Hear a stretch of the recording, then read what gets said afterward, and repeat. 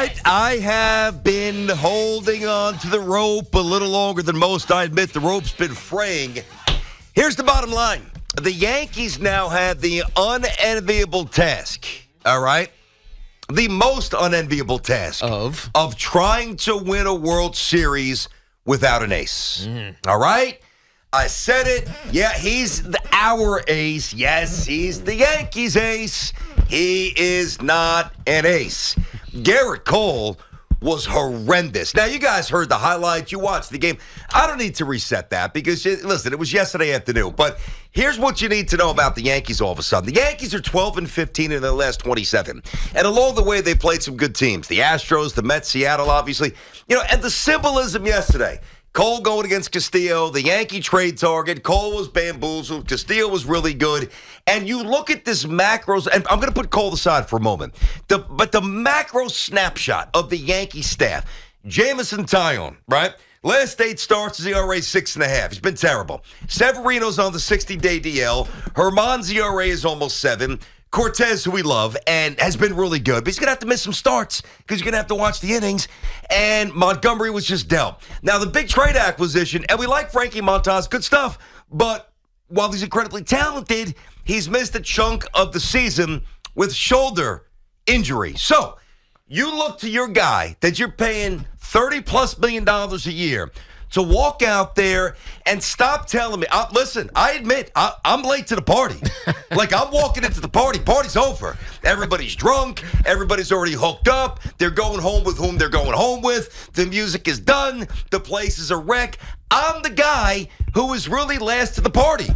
And I admit it because I was hanging on. Well, he's throwing 98, 99. Well, he was really good with the Astros. Well, you guys are being unfair. He's got the slider. He's got the cutter. He's got the changeup. He's got the resume.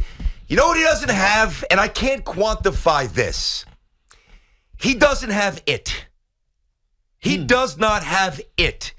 Garrett Cole, and I'm sorry for being so late on this, is now officially a big issue, which means the Yankees have a huge issue. Oh, yeah. They definitely do. Huge. Let's stick on Garrett Cole for a second.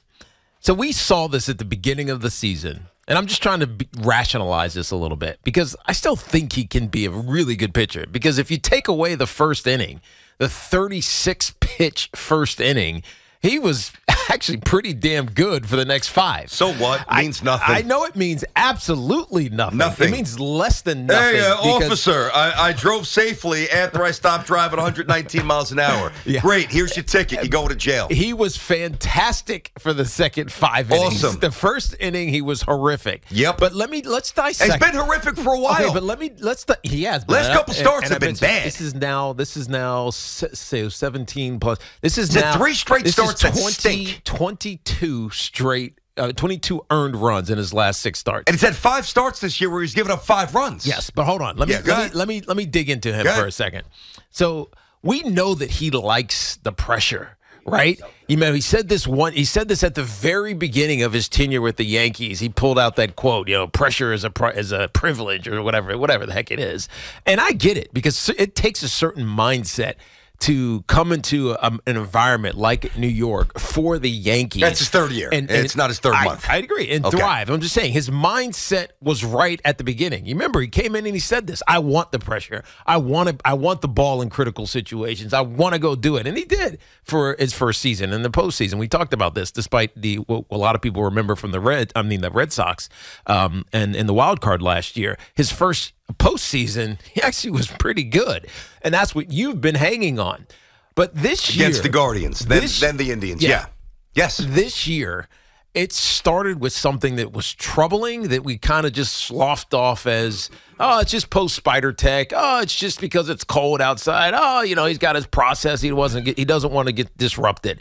That would be, Billy Crystal went too long with the national anthem. Oh, it was the weather was disruptive in Detroit. Like these little things. They're minor things that shouldn't affect a great pitcher or a great player. Right, whatever the little thing is, whether it's I got a little stitch in my side, my wife annoyed me today, whatever that is, that shouldn't affect great play.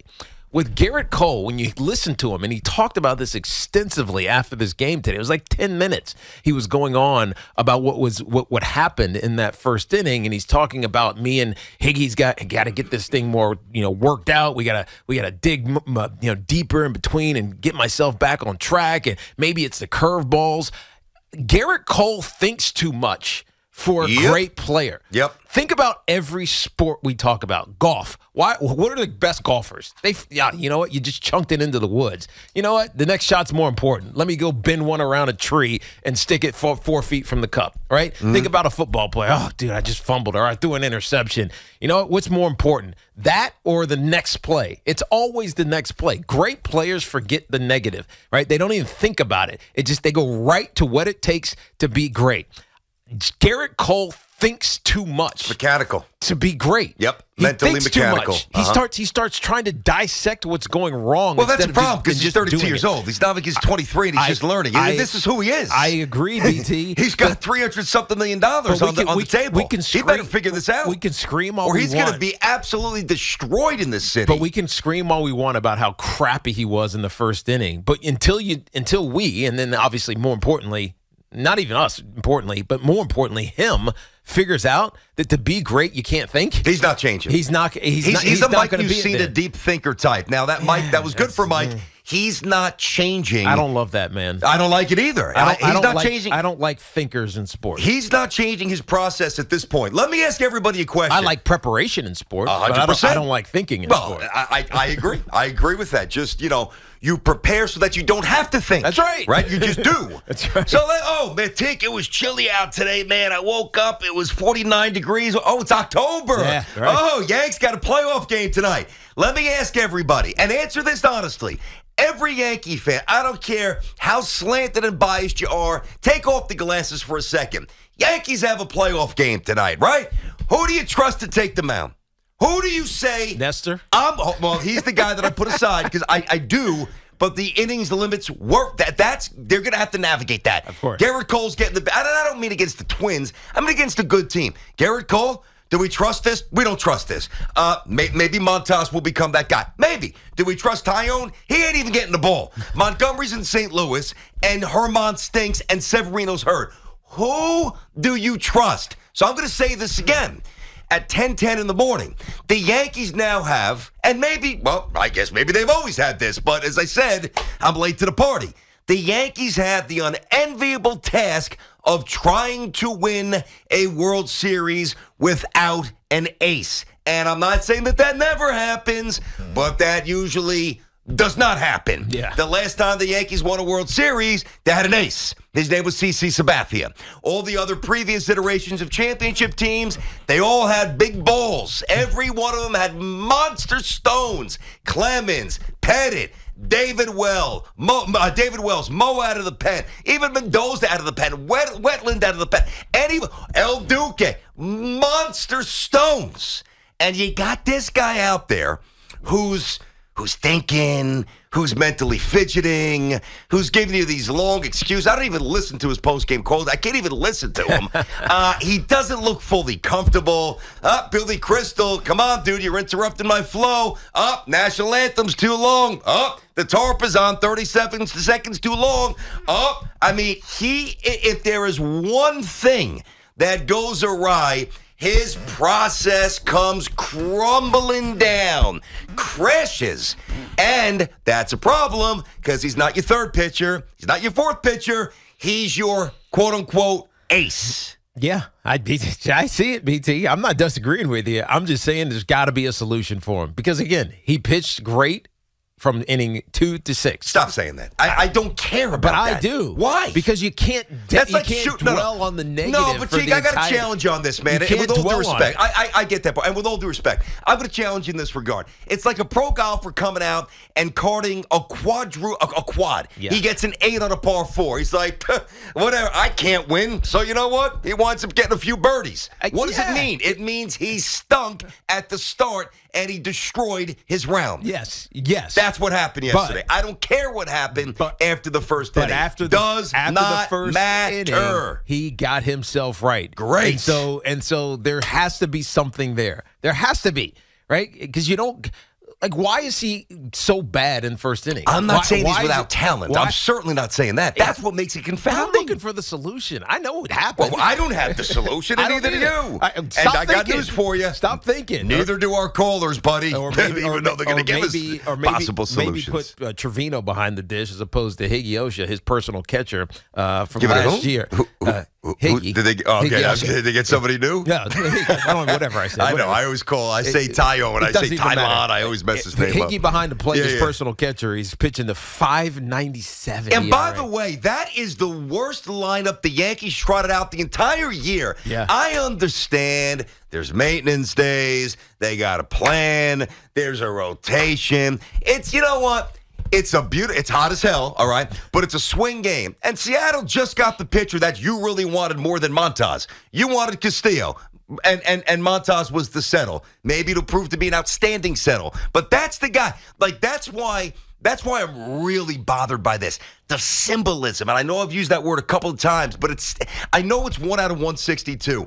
But I get in the car after the show, and I'm driving home. I was incredulous listening to the broadcast. And the bat's gone. And the bat's gone. And that's gone. I'm like, what the hell is going on with this guy? And then I listen, and this was subtle.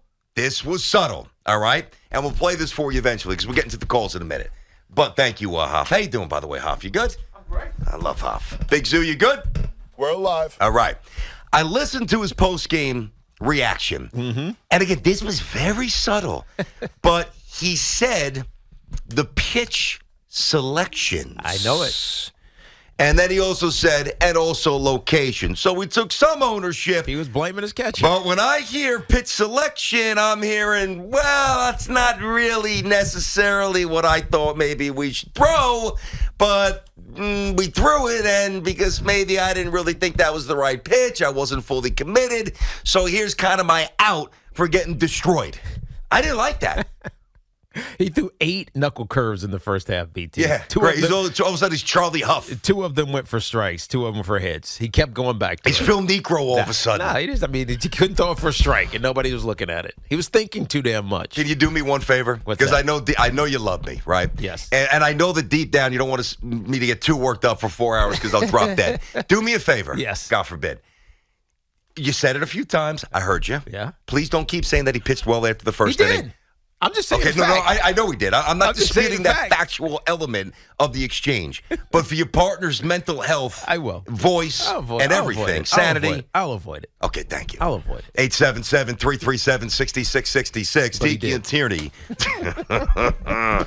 Inside of our Town Fair Tire studio, our friends at Town Fair remind you that you always get the guaranteed lowest price on name brand tires from Connecticut to Maine. Nobody beats Town Fair Tire. Nobody. Hey, let's go win the Super Bowl without a quarterback. That sounds fun. Hey, back in the 80s, let's win the NBA championship without a center. That seems doable. Let's win the World Series without an ace. This should be fun. All right, let's get Mark in Farmingdale. What's happening, Mark? What's up, Mark? The call again. What's up, dude? Do you hear me? Yeah, let's go, man. Come on. Yeah. How's it going? Let's go, buddy. Clemens back in the late 90s, comparing him to Cole. I feel like Cole's the same type pitcher. He's going to give you great outings, and then he's going to, spit the bits. Kind of like Clemens in 99 against the Red Sox, Clemens in 03 in Game 7, but then he'll throw a one-hitter. So I think that's basically what we have in Cole. There are wild fluctuations in his performance that are confounding. Mm-hmm. Listen, if you didn't have elite stuff, and just do yourself a favor, go to Fangraphs. 98.7 miles per hour on the average fastball. The cutter, the slider, which is a wipeout, the changeup. Right now. Yeah. Slider, 88.5. The changeup is something he's throwing less of as of late, but it's still 90. The cutter's relatively 90, new. 93. Mm-hmm. He really only has thrown it this year, BT. Mm-mm. The cutter, curveball. I think a couple of years he messed around with it a couple of years ago. Maybe, this goes back. I think with Houston, maybe 4 or 5 years ago. This doesn't go back that far, but still. You're right. He's got 5 pitches. There's no doubt. It's funny because DeGrom pitched the other night, and DeGrom was phenomenal. Now, DeGrom throws a little harder, and DeGrom is miles better. Yeah. I'm not going down that that ridiculous conversation, which I may have gone down a while ago, but that's a different life, I'm sure. Anyway, you look at the stuff, and it's really like 2 through 6. not that dissimilar. Like, yeah, I know DeGrom's going to sniff 102 here and there, 101, and Cole doesn't really give you that. But the other stuff is in the same neighborhood. But yet, DeGrom is just brilliant, and Cole is intermittently horrendous at the most inopportune times. It's odd. Teddy's up in Yonkers. What's happening, Teddy? How you doing today? Good morning, guys. I've said this already, and I hate to say this, but here's my prediction, guys. You can't have a guy like Cole, who's the highest paid pitcher on the Yankees, one of the highest paid in baseball, $35 million a year, whatever. Okay, he can't come out just like you said. Hey, Tiki, I disagree with you. Oh, he gave 5 innings, he settled down. You can't settle down after you gave up 6 runs in the first inning. No, you're right. You know why? Because it doesn't matter. It's easy when it doesn't matter. You know what I mean? That's a good point. But hey, if you say to me he's a superstar, if you say to me he's an ace, Tiki, I agree. Brandon, I agree with you totally. He's not an ace. He's no more than an average pitcher. And if you say to me... I didn't cut you there, Ted. I think you just dropped, buddy. He's still on the line. Actually. Teddy, there? Teddy, you still there? No, he dropped. I would listen. I know we're all ranting and raving. Yeah. Let's not push it too far. He's not an average pitcher. No, he's let's not lose it entirely really here. Good pitcher. Yes. And has been great in his career. It's just it's just innings. It's an inning here, an inning there. It's one inning. Every single outing, something goes awry. And it's usually the home run. That's right. It's very rare that he walks the yard outside of that one early start in Detroit. That's right. Like, it's not like he completely loses command, but and even the excuse they start smashing him sometimes. But even the excuse he gave in Detroit, I was kind of like, you know what? You're kind of right.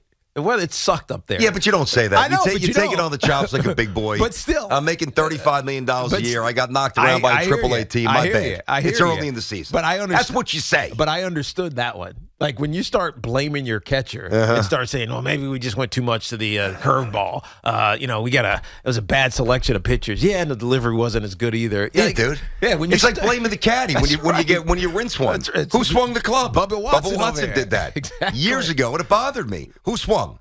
Yeah, Who exactly. swung? It's you ultimately chose the right club. It's in your hands. That's right. Just like Garrett Cole can shake off, even though it's whatever that thing is, pitch calm these days. Yeah, pitch calm. You can still shake it 100%. It's still your call. At the end of the day, your catcher is your caddy. You are swinging the club, and he thinks too much to swing the club sometimes. 877-337-6666. Tiki and Tierney on the Fan. We'll get to the Mets mash job a little bit later on in the show. Obviously, the Jets and the Giants camp stuff, but this Yankee stuff is really, honestly, outside of like manufacturing, which, I really try to avoid, and we do. Most shows try to avoid that, where you just manufacture anger. Like, to me, that is a lame way to do a show, right? Or manufacture concern. I'm not saying that, it's not sometimes embellished. There's a theater to doing radio. I get that. But, like, today I'm legitimately pissed off. Like, the Mets series bothered me 2 games. All right, whatever. I know the Mets are a good team. No, I don't like losing to the Mets. Yes, I think the Yankees wanted to win both of those games. No, they didn't win any. All right, take it on the chin. See you in a couple of weeks. We go. But this is the guy now who is wired in a way that is frighteningly un-New York. And that is a problem.